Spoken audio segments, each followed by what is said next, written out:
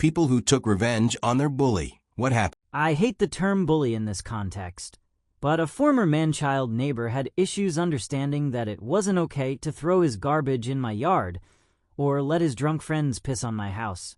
When the county cops didn't do anything about numerous calls, I started bagging the garbage and throwing it on his porch.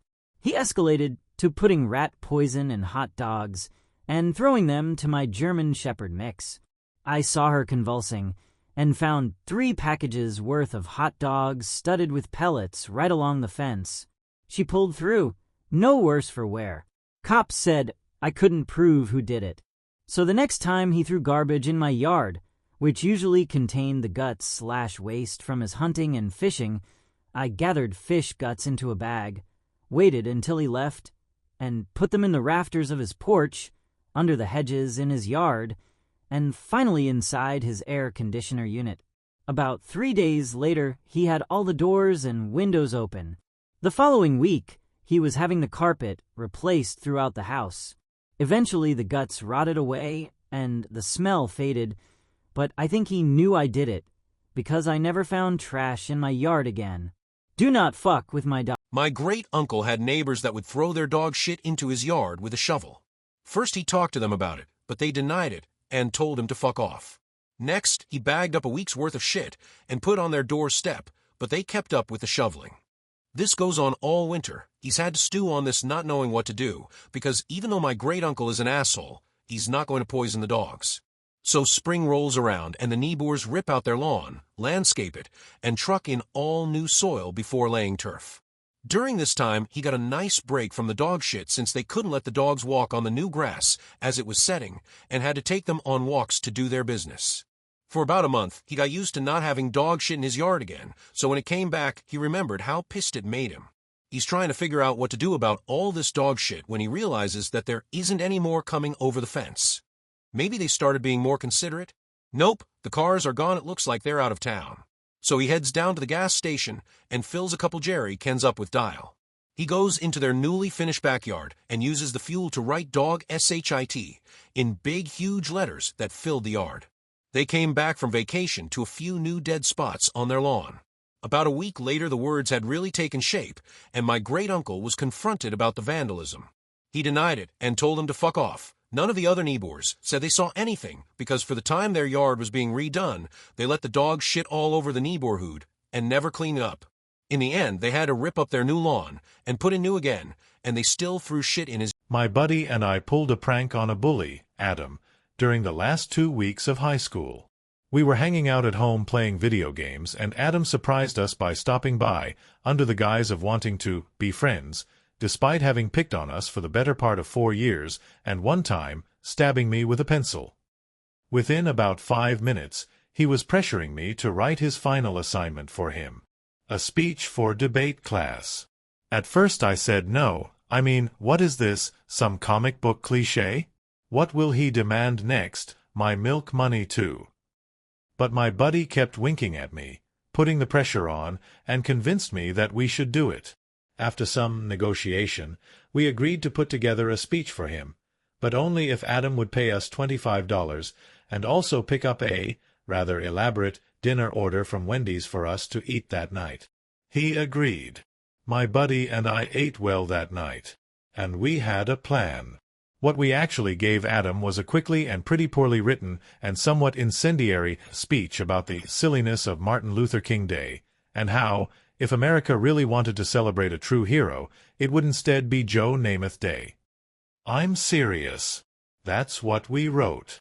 We honestly believed Adam would read this at home, realize he'd been had, and be forced to rewrite and memorize a new speech in the wee hours of the night. Except it didn't go down that way. Imagine my surprise when Adam actually delivered that very speech in class the next day. He didn't have the memorization down. He kept referencing his papers, but he marched on. And the look on our teacher's face was just priceless. I think I peed my pants. I was giggling so hard. The other kids in the classroom were in shock. As I recall, the teacher made Adam stop his presentation. She told him to leave the classroom, and she yelled at him in the hallway. As far as I know, Adam never fessed up that he hadn't actually written that paper, and I'm still not quite sure he ever really figured out just how brilliantly he'd been played. There was a kid named Matt in my school who, in 8th grade, had developed a rating system for the girls based on the size of their breasts and kept getting away with saying gross things to them. He had been reported to the guidance counselor and faculty repeatedly, but they kept saying, "We can't do anything about it if we don't personally see it happening," which is like, do you think he's stupid enough to do it in front of you? He also kept calling me Mimi, after the Drew Carey Show character. I was getting sick of it after a few months and fruitlessly talking to the guidance counselor about that, as well. I finally realized that none of the adults were going to do anything about it. One day at lunch, he called me Mimi, and I turned around and told him, "If you call me that again, you're not going to like my reaction. I don't know what I'm going to do, but you're not going to like it." Which was true. I just figured I'd react in the moment. 30 minutes later he called me Mimi in the hallway and I turned around and gave him a big, open palm roundhouse slap across his face. He was completely taken aback. All I had to say was, "I told you weren't going to like it." I got suspended for a week. My parents were furious at me. However, Matt never harassed anyone again. He was totally polite from that day forward. I don't generally advocate violence, but I still feel like it was a proportional response to months and months of gross behavior on his part, especially in the absence of adults who were willing to hold him accountable. I told the administration and my parents as much when I received my suspension. Big shrug. I grew up in a small town. We had one girl everyone thought was the prettiest girl in the whole wide school. She was a mean, petty bitch. Truly awful.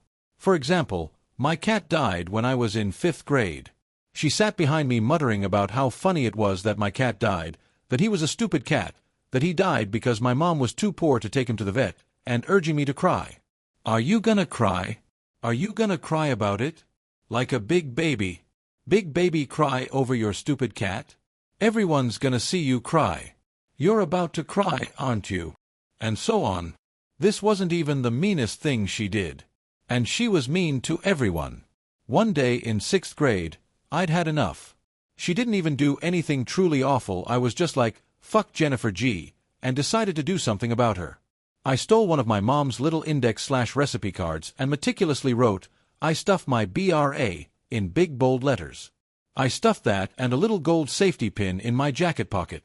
The next day, I carefully affixed this to the back of her pink members only jacket just before first bell rang. She walked around with this damn note on all day, confused as to why people were laughing at her. She screamed and screamed when she found it. And she cried. Everyone saw her cry. Not really a bully so much, but I was working at my university in the division of student life as a GA, and had worked myself into a great position where people trusted me and relied on my advice. One night at a big party at a local university bar, I had the craving for a cigarette. I asked this group of girls if they had one, and being one to not bum straight up, I offered a coupon I had for free McDonald's fries if someone would give me one. One of the cuter girls there with a pink stripe in her hair said yes, pulled out her cigs, and I gave her the coupon. She then put her cigs back in her pocket and told me to fuck off after stealing my fry coupon. I was pissed off at this point and tried reasoning with her, seriously, over one cigarette? She then called over a couple of guy friends and said that I was falsely accusing her of stealing from me, and her friends all backed her up. She looked me in the eyes and said, "You shouldn't be so trusting." Fast forward to Monday, we had job interviews for the division and I happened to be passing through replacing a computer. I also happened to see the same pink stripe in hair individual that had stolen the McDonald's coupon from me the week before in line. I went to the person conducting the interviews and told him that she was a thief and a liar. On my way out, I smiled and waved. She didn't recognize me. She didn't get the job, and the interviewer thanked me for my contribution to the interview process. As a child, I was always much bigger than the other students in my class, both height and weight-wise. 5 foot by the time I reached 3rd grade, stopped growing forever at 5 feet 6 inches by 5th grade, which made me an easy target as the fat girl by the popular boys. Weirdly, the girls never were mean to me. Anyway, in 6th grade it reached its peak because I admittedly was this very weird, socially awkward girl, which made me an easy target. This boy, let's say Dan, called me some variation of fat on the bus every single day. Why didn't you just move seats, you may ask? Well, my brain was not that bright. One day I had enough. Dan called me a fat ass, and I almost moved forward to hit him. That made him and his friends amp it up even more the next day. That day, I lost it. Keep in mind that at this age, most boys haven't even started puberty, so Dan was a measly 4-something, while I was adult-sized at age 11. I choked him out and threw him around the back of the bus a few times until his friends pulled me off him. The next day, I was called into the office, and I immediately broke down, because even though I felt vindicated, I still was afraid of getting in trouble. The principal just looked at me and said, "Okay, you can go." I was still so afraid of getting in trouble that the next day I came in and asked her if she had called my mom. "No, if you were in trouble, I would have made you call her yourself." Turns out Dan was being investigated for pushing another boy off the bus steps and breaking his nose, so they were trying to build a case for his aggression. I didn't even get talked to. Luckily, that fight gave me a don't fuck with her reputation that carried on until high school, at which point the bullies kind of became normal humans. Wow, that felt good to write. In England. I'm aged 15 and I'm on a week-long course with the Naval Cadets, CCF, in Portsmouth. The group has around 20 school kids from various schools. In the ship we're staying on, we have our own bunk space. Around the corner is a group of actual Navy recruits, aged a few years older than us. So one night a bunch of the recruits invade our bunk space. They grab the 3 youngest-looking kids, which includes me. Their leader takes out a padlock and starts hitting my buddy with it. Then he asks, "Does that hurt?" And my buddy says, "Yes," to which the bully says, "Good, I'll do it some more." After a few more whacks, he starts on another kid, asks the same question to which the reply is no, and his answer is, "I'll have to do it harder then." I'm next in line and I know what's coming. So when he turned to look at me, I punched him in the face as hard as I could. I was small at 15 and he was 2 years older. And all shit broke loose. First thing that happened was his mate shoved me off the bunk onto the floor and started jumping on me. The rest of my group laid into the recruits. They were smaller but outnumbered the recruits. Someone pulled the guy off me and I was just about to start kicking the shit out of him when the MPs/security/petty officers came in and broke up the fight. We all got dragged into the commander's office and ordered, as in actual military orders, to stay out of each other's bunk space. Next day I saw the guy I punched and he had what I assume was a broken nose. I found I had acquired a bit of reputation at school. Sometime later as I'm walking across the schoolyard, a younger, but bigger, kid bumped into me. I say something along the lines of, "Hey, watch it," and he says, "Make me."